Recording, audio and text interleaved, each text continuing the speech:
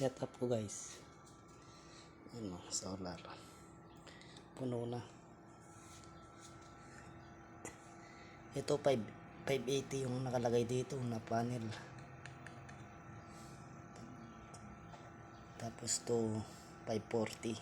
Tapos to 200. Mga breaker ko.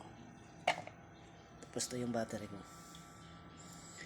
Yung isa medyo maliit. Ito maliit yung capacity nya. Na-scam yata ako dito sa isa na to. Dinagdagaan ko na lang siya. Ayos na din, nadagdagan. Tapos ito yung BMS sa gilid. Ang kalat. Malakas naman. Abot siya ng 2 days bago malobat.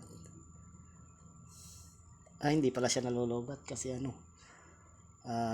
kinabukasan may araw na uli. Kapag pag hindi mo inopen to 2 days namin siya malobat.